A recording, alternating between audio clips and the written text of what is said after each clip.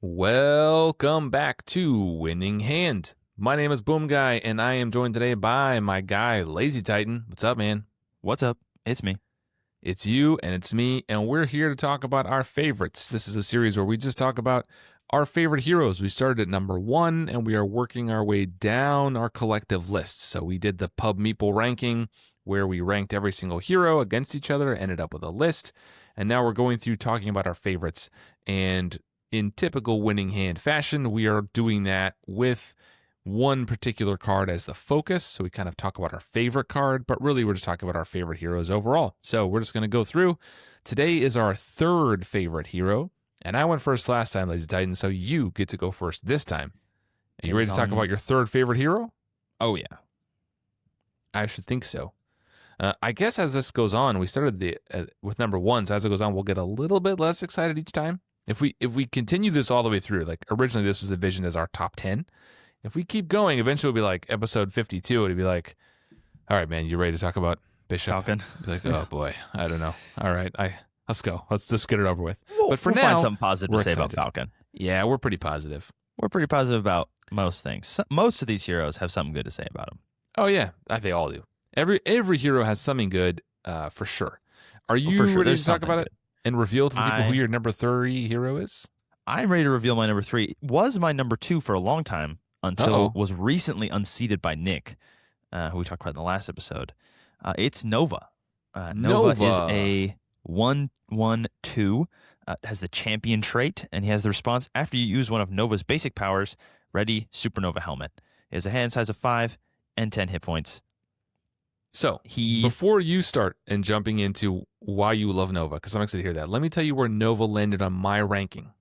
I'm interested. For me, Nova is number 23. Not as low as I would have expected, honestly. That's like top third. You know, there's 60-some heroes. That's like top third. I think Nova is really fun. So I'll be curious to hear you tell the people and tell me why you love Nova so much and what you like about playing Nova, and then I'll talk about it as well. So go ahead. We'll start with the card that I chose. Card of choice was, of course, Unleash Nova Force. Was there any choice, really? The only other choice was the helmet, and I think Unleash Nova Force is just a little bit cooler. For those who don't know, for the real ones, it is a 1-cost event. It has the superpower trait. It says max 1 per round. Hero action until the end of the round. Each time Nova defeats an enemy or removes the last threat from a scheme, ready Nova and draw 1 card, and it produces a energy resource. This art is incredible. This card's incredible. Art is incredible, and this card is ridiculous. It's so absurdly good. Yeah. I couldn't believe it when they printed this card. This Nova also came out with Hone Technique, so that was already a crazy hero pack. And also the day of the con, I think. It came out, Ironheart Nova came out with Hone Technique the day of the con. That was a day. Yeah. But Unleash Nova Force is far and away Nova's best card, and it's probably, I've said for a while, I think it's number 1 or number 2 best card in the entire game, up there with Winds of Watum, which is the Doctor Strange spell that costs 0 and draws you 3 cards. That's where this card is on the power scale. This card's absurdly strong. It would be good if it was 3 cost, but it's 1. It is a superpower, so you can reduce it. He has a signature ally that lets you bounce events back to your hand, which can be this one. And it's until the end of the round. Every time you defeat an enemy, which is so easy now, you can do it in any aspect, or clear the last threat of a scheme, you can ready Nova and draw a card. This card goes infinite with, or theoretically infinite with White Tiger, or White Wolf, because every time he attacks, or every time he thwarts, or attacks, he puts a threat in the main scheme, which can then just be cleared by Nova's 1 thwart. This card is why Nova is a 1/1/2 and not higher, because you just ready so many times. And when Nova first came out, I and many people like me, we did the thing called the gamer greed, where we were like, okay, I'm playing Nova. Don't clear that side scheme. Don't kill that minion.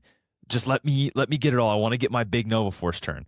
And so you would kind of just be like, wait, everybody, just let me have it. And then you could clear literally every single thing on the board and draw your whole deck. It was so strong. It's so cool. Since then, I've kind of tempered out on this card a little bit. This card is so absurdly strong and good. You don't even need to like have anyone else help you set it up. Nobody else needs to like let you like get all the schemes low for you. I just try when I play Nova because I don't like to play solitaire and let everyone watch me. I like to just let everyone else take their turns, and then here and there I'll be like, oh, don't worry about clearing that. Just put it on the main scheme because I can just clear that scheme. Or like, oh, don't worry about that minion. But like if they have a guard minion, I don't care. They can kill it. And then on my turn, I just Nova Force and I go crazy. Also, this card is round. I've recently, I talked about before, but sort of recently, I built a Nova protection deck that was all about doing this in the villain phase, using Change of Fortune to draw extra cards, which is super fun. He has a built-in defense card that can help him do it. And all of his events, which also ties into his hero ability, because all of his events count as, they're 2 cost, and they count as paying for double if you spend a wild resource on them. And his helmet generates a wild resource, and every time he uses his abilities, he readies his helmet. So every time you kill something, you ready yourself, which then you use your ability of 1, or usually 2 if you're playing Aggression or Justice, because you boost your stat with the upgrade of choice. And then you ready your helmet, and then you play an event, you clear another thing, you ready yourself, and you just keep doing it. And it's this super fun chain of like figuring out what you need to defeat and what you need to play to like use the most out of your helmet and your basic ability. It's so fun. It takes so many game actions. His cards are this very cool, like yellow and black, which is super fun. As we talked about earlier, the art on this card is incredible. It is just Nova like exploding in power. I think it's a Sentinel, it looks like, that's just getting absolutely decimated by this giant explosion of power. Very clear that this like, but he also looks really small. It's very clear that this is like a child who just has cosmic power for no reason. It's super fun. The art of Nova's cards is in general super, super good. Light speed flight, he's like, his cheeks are being pulled back by the wind because he's flying too fast and he's like shooting through the sky. You can see the trail of him just like not really knowing how to control it, zooming through space. Super cool. Nova is just such a fun like combo character. He's also a champion, which helps, but all of his cards are super cheap. He has a really cool resource card that doesn't count against your hand size, which is super fun. It's also a wild resource, which means it can pay for his cards if your helmet's exhausted for whatever reason. He just has so much synergy, but he also can do anything because Nova Force is obviously his build around card. That's what Nova is designed to do. But it can be used to do damage in the hero phase or the villain phase, or you can also thwart with it. So you can play it in any aspect. And then only restriction is it has to be Nova. So you can use allies. They just can't clear the stuff for you. So you can play him in leadership. You can play him in justice. You could probably play him in pool if you wanted to. He just has such a cool, very low to the ground, cheap, versatile kit. His event cards are 1 for 4 damage, or technically 2, or 1 for 3 thwart, which isn't great, but it's good. And it's perfect for clearing schemes and getting all that stuff. And if you can, now that we're getting aggressive conditioning, and I'm assuming we'll get a justice conditioning card, now you can get his stats to 3, which is about to get crazy. Because before the limit was 2, unless you want a symbiote suit. If you symbiote suit, you can now get to 4 on all your stats. It's thwarting for 4 every time you're ready, which is happening all the time with Nova Force. Nova is super cool. And also you can play cards like, I forget what it's called, but the one of Moon Knight stomping on that truck, Swift Retribution, where they scheme and then attack you, or they scheme and then you deal damage. You just pay 1, they scheme, attack them, clear that scheme, ready yourself. So you get to play with those things that force the villain to add threat to stuff. Super cool, super unique. And also his bouncing an event back doesn't have to be this card. So Miss Marvel can bounce back any event, which means he's ripe for all kinds of combos you can build. He goes infinite with Go for Champions. Before that went eroded. He's one of the very few heroes who can go infinite, and he has 2 of them with the same card or different cards. Nova's really cool. I mean, he's in the top third for me. So, I really enjoy Nova. I really like event-based heroes a lot. I generally don't go for like a ton of upgrade heavy, like the really control-y kind of slow. I really like the kind of how nimble and light he feels with his stuff. I think he has, the one thing I will say is he can suffer from the same thing that one of my favorites that we're going to talk about soon suffers from, which is Jubilee, is that her events are really good. So are Nova's. but there's not like a lot of damage. So Yes. late in the game, it's like, yeah, you can spread things around with Nova Force. He's more like of a go wide hero. For But sure. when it's time to like focus on killing the villain, he can struggle a little bit there. Games can Definitely. drag out because it's like, oh, I can deal 4 damage. Okay. Yep. It's you. You know, there's not a lot of things to clear. This card can be nerfed a little bit. Mm-hmm. So, but I just think he is one of those heroes that can feel that you have turns where you feel like Doctor Strange. Like you are just making the game a complete joke. Mm-hmm. And then you have other turns where you're like, I don't know. I mean, I'm like a 1/1/2 and I only have 10 hit points. So like he's a little squishy. He doesn't feel too squishy, but like 10 hit points, only 2 defense. He can feel a little squishy sometimes. Mm-hmm. So I feel like he has turns where you can feel like, it's like don't have enough damage and like he can't really kill things. But then he has turns where he goes supernova. And I think that's a really cool dichotomy to play with of how like he feels kind of weak sometimes and just like broken sometimes. Which I think is also thematic, right? Like, Yeah. I don't know a ton about Nova, but from what I get, Sam Alexander is a child. He's like a 10-year-old or something. That in his alter ego art is him like on his floor playing with action figures. Like he's a kid, but he gets this helmet which has like the Nova core power. So he's just like he just stumbled. It's like a kid finding Mjolnir. Like he doesn't really know what that is, but he's like, oh, I guess I'll be a superhero now. And so he's kind of figuring out what all these powers are because they're crazy, and he can clearly like destroy Sentinels with like a thought, but he doesn't really have total control over his powers, and also like he doesn't have control over his own body. That's super coordinated. He's a kid, so he's just like kind of figuring it out. But when he gets it, he's like going crazy. But he's not Thor. He's not doing all that kind of crazy stuff. And I think he's also his alter ego just lets him find his helmet super fast. So you always have the helmet, and that's all you need to go. One of my favorite things about Nova is we use him as an example a lot because he is, I think, the fastest setup hero. He hits the ground running like nobody else does. You start with a wild resource, you play the helmet, and you're set up. You're done. That's all you need. Everything else is gravy. You're just flying out the gate, and that's super fun to play, actually. Not spending any time in alter ego, like getting ready. You never have to stay down. You just, boom, spend the resource, and you're out the gate. You're going. Yeah, and I also really like how his alter ego action works, right? Like if you spend a mental or a wild resource, it just goes into play. If you spend any other resource, it goes to your hand, then you have to play it. So like it's just like kind of a cool little thing to make sure you get a wild resource, and you mulligan super hard for it because if you can just get it in play and be guaranteed, it's great. He's just really really fun. I like that he's fast to set up like that. I was gonna say he kind of feels like Gamora in that way, but he's even faster. Yeah. Like he doesn't even need to find those other upgrades. Like he just gets his helmet, bam, you flip up and you start playing events. Built-in resource generator that readies every time he uses an ability. He's got good stats, and all his events are one cost. And you're out the gate. And it's super fun to just play all these super cheap events. And it also is really nice because he's a very good shell for anything you want to do in any aspect because all of his cards pay for themselves. You have the helmet, and that pays for every Nova card you play in your turn because they're all one cost or one cost, and it readies itself. So as long as you can keep getting readies, wink, wink, unleash Nova Force, you can just keep paying for all your one-cost cards that you have, and then you can spend all your other resources on your aspect cards. So you can play your heroic intuitions and stuff because you just have the money is there for all your Nova stuff. And he has an incredible signature ally who can bounce events back. She's really good. And for a hero that's really all event based, that's really, really good. He has access to things that are not in his kit, but like Champion's Mobile Bunker that help him cycle to find the cards he wants. That's obviously good for anybody. Pinpoint, if you are playing protection, you can shuffle things back in. There's some really fun champion allies that are like locked champions that I don't play very much because there's so few champions.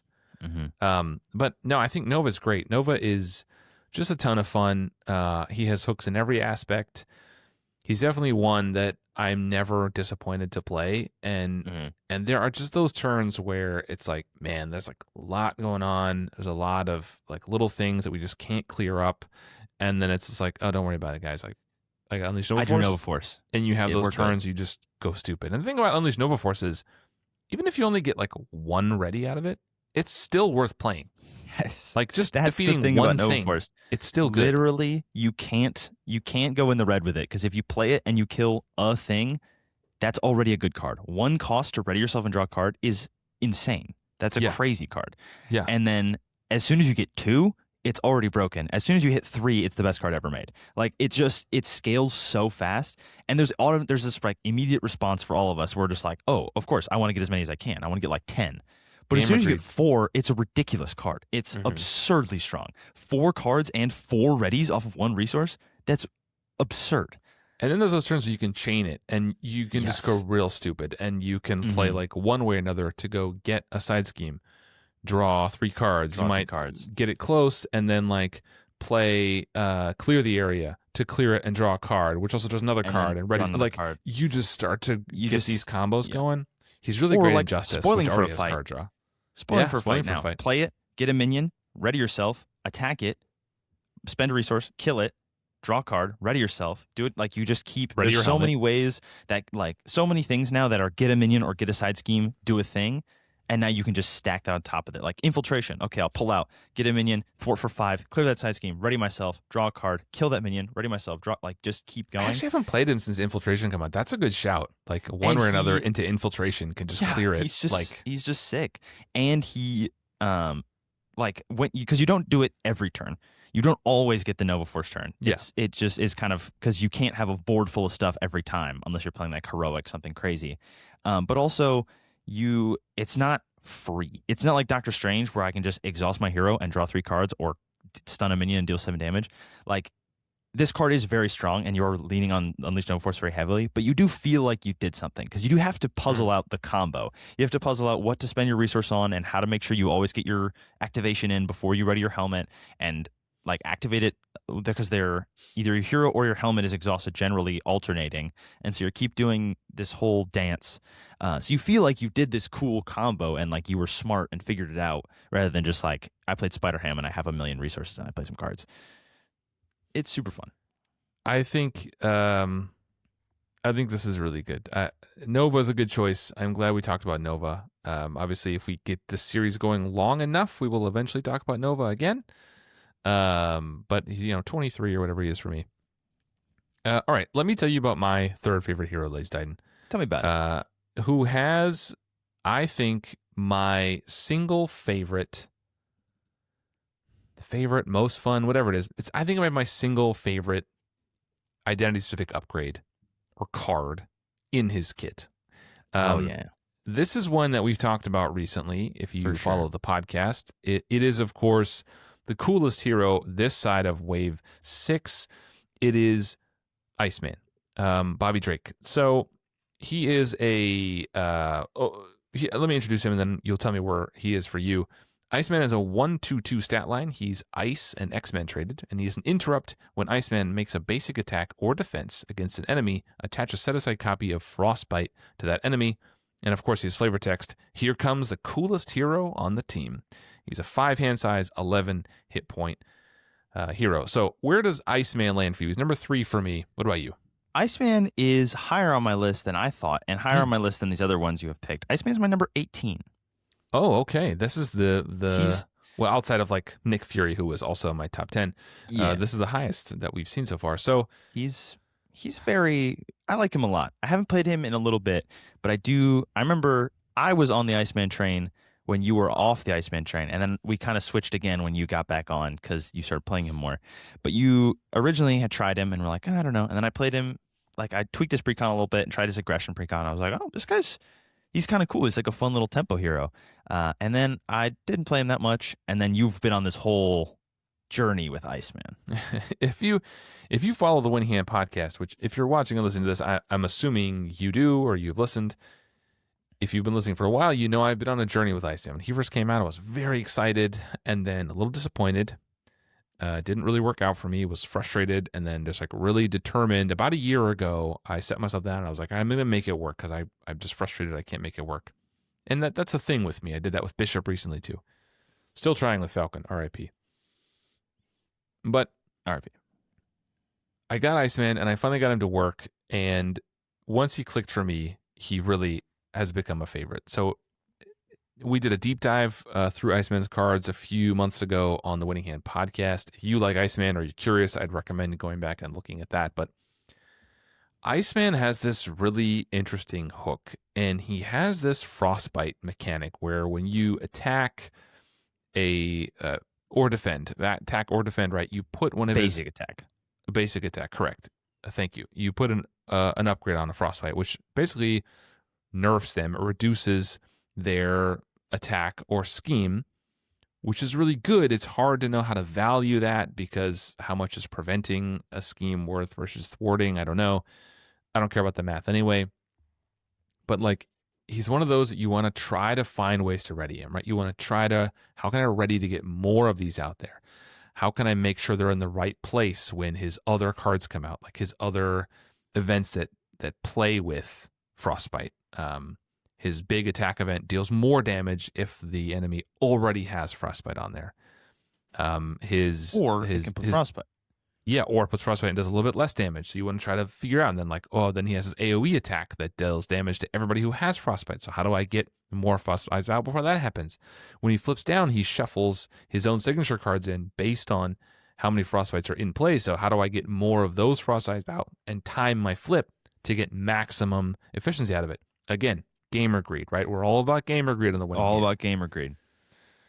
So it's just trying to maximize that. And I just think he's a really fun thematic hero. One of the cards of his that I really love is his Frozen Solid upgrade that feels so thematic to me. I love how you can just shut someone down. It's basically like webbed up. But cheaper. It costs 3 and you attach to an enemy. And then when they would activate, you discard Frozen Solid instead and then put a Frostbite on them. So it just cancels an activation. There are not that many cards in the game that will just cancel an activation, just straight up. I think webbed up, is it when they activate or when they attack? I don't know if it stops. I think it's attack specifically. It might be attack specifically. I think it's attack, and then it stuns them, so it blocks 2. Venom has a cancel. He has an event. Yep. There aren't that many ways to... Shadowcat has one. Shadowcat has one, but it's not very common. No. But so he can just like against the the scales, right? Against the very, very hardest villains in the game. When I was trying to get Iceman to click, I was playing Ronin and Thanos and like it was solo. So I was playing one player, but like being able to just put Frozen Solid on Thanos, just like gets around Stalwart too. Yeah. I don't care. You're Stalwart. Actually, I don't care. You're actually frozen.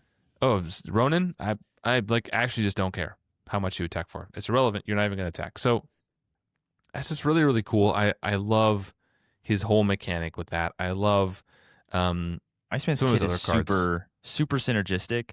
He has like a very interesting 15 cards. He has like basically 12 cards that are like this awesome little Frostbite package of all about slowing people down and doing some thwarting some damage and freezing people. And then he just has these like 3 kind of random cards that sort of fit into his theme, which is for me the wall, the ice slide, and then your card of choice. Well, that's the card we're going to talk about right now, which is Cryokinetic Perception, which is, I think, maybe my favorite hero card in the entire game. I love how it interacts with your ability, right? So you want to freeze anyway, which is his ability to put frostbites out. And every time you do the freeze ability, you exhaust Cryokinetic to draw a card. It's just a free card every turn that you can activate that ability, which... That's super good. Surely you can do it at least once. Either you're defending or you're attacking at least once, right? Or you play a card that can do it. Well, no, the freeze ability is only on freeze hero. Specifically. It doesn't put a frostbite. Okay. No, so it's like you have to either basic attack or basic defend every round, which you're almost going to do anyway. But then the next part is that if that card has the ice trait, you ready Iceman. So again, gamer greed, right? You're going to draw cards. That's just good. It's just an Avengers Mansion that's only for you every turn. That's incredible. Pretty good. But then also, if it has the ice trait, you're going to ready, which lets you put even more frostbites out. So every time you do this little lottery where you pull off the top and it's that light blue that's an amazing color for his cards. Beautiful you're ice like, colors. Oh, yeah. And I get a ready. You just feel so good. It's like, it's such a little like sugar rush, a little dopamine rush to your brain every time you pull an ice card. To the point that I find myself disappointed when I draw a card that isn't an ice card. It's like you attack, you draw a card, it's like, oh, it's only a double resource. That is peak gamer greed. This card is the perfect gamer greed Yeah, card it is. because if this card didn't have that line of text, which would be a strictly worse card, Yes. it would feel better when you draw a double resource. If it just said, after you would. exhaust your freeze ability, exhaust this, draw a card, it would still be good, It'd be and it great. would be strictly worse than it is right now. But because this card says, if that card has the ice trait ready Iceman, every time you don't draw Iceman, you think you're being robbed, which you're Yes. not. You're No. missing a kicker, but it feels like Yeah. you're being robbed. It's the same thing. It's like playing Knife Leap for 3. It's like every time if a card just puts the idea out there that you could Yep. do something a little Yep. like just you could have a little treat. You got it. It's just like Nova Force. The same thing we talked about earlier. Just like, oh, you could ready yourself and draw a card infinite times. But just a little bit more, just a little treat.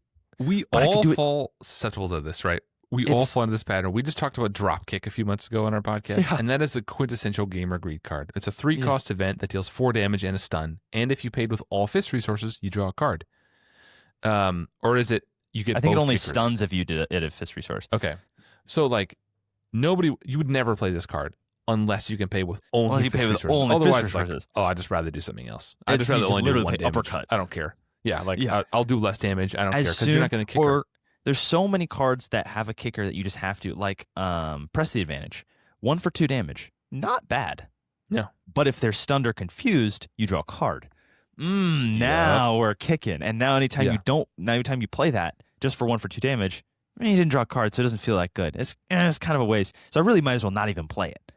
So There's plenty of times where I'll have like clear the area in my hand and there's 3 threat on a scheme and I'm just like, I just won't play it. I could do 2 threat, but actually I'm not getting my free card. I'm not getting my free money on top of my free money. So what's the point? So it's really not worth doing at all. And that is this card to a T. Yeah, Vision has a phase disruption card, right? Where if you're intangible, you play it, you confuse the enemy, and you discard an attachment. 2 costs confuse the enemy. Pretty good. If the card just said 2 costs confuse the enemy, it would be a great card. But because that's the second part, if the enemy doesn't have attachment, I'm like, I can't really That play card this card. actually just says play when there's an attachment to remove it. The confuse is barely even on there. It's just But it's just I just need the kicker. So It's it's not just even need- like you need that. the Like I kicker. could play this, and it's not as worse. In my mind, I'm just like, oh, I can't play this. There's no attachment. So I just like spend it for and do real. something Like else. I'm just like, oh, I'm not getting a kicker. Oh, so we're just not playing that. I can't play this card. And the best part about Cryokinetic Perception is you actually have no way to make sure it's an ice card. So it's always gambling. Well, there so are you ways. feel like, well, you can stack your deck a little bit more. Yes. So one of the things you can do is, by flipping down and getting this maximum gamer greed, the more frostbites are out there, the more cards you can shuffle in. So if your deck is a little thin, you flip down, you shuffle 4, 5, 6 cards in, and then you're guaranteed to hit it, or virtually guaranteed. The other thing I've seen people do is they use the leadership domino ally, which switches a card from your hand, the top card of your deck, so you can use her, swap the cards, and then it's guaranteed to be an ice card if you had one in your hand. So there's some little gimmicks to do. But yeah, the fact that it's a lottery, you're just never sure, and you draw it, and it feels so good, because there's times when I have to tell myself to not be disappointed that I just drew a double resource. You're like, it's a double resource. But like, you just drew a double resource, which is just strictly better than like, I don't know, another snow clone. But because it didn't get me the ready, it's like, I don't really want it. Now I just like toss that double resource. I don't want it anymore. So it's really cool. It also has really great art. We did a whole episode on this card, so I'm not going to go This too is in in the depth. Iceman deep dive. Talked about it. It's great.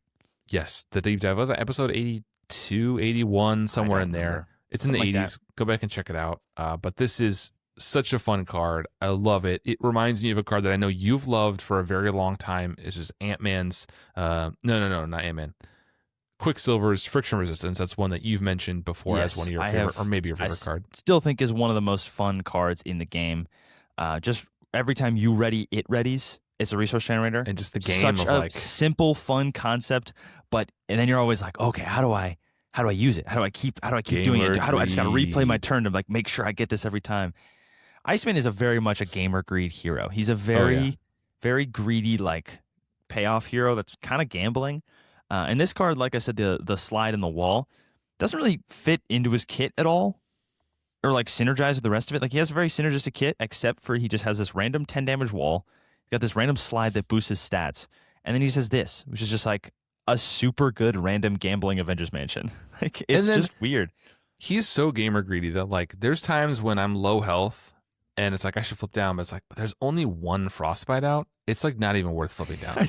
Dude, I'm not gonna so show one. bad. But it's like, you need the health, you need to recover. You actually do. So you're flipping down for the reason that everyone else flips down, but you're not getting 4 free cards out of it. So actually, but every time I flip down, I'm like, ooh, there's 5 frostbites that I gotta flip down. But it's like, oh, but you're at full health and we're like kind of high in the scheme. It's like, but I have no choice. But it's there's 5 frostbites. I have to do it. Have to flip down right now. I definitely feel that because sometimes I'll play Drax and like I'll play a villain that hits really hard, and so like I'll start out, I get attacked twice, and I might get like 2 health, and I have 2 vengeance counters. And when you flip down, you lose all your vengeance counters and heal that much. So I'm like, well, impossible. I might as well get attacked again to get a 3rd one. Like you might as well, because then I'll be drawing cards. Because then I'll be getting. Then I'll get 3 more. Then I'll get 2 more health.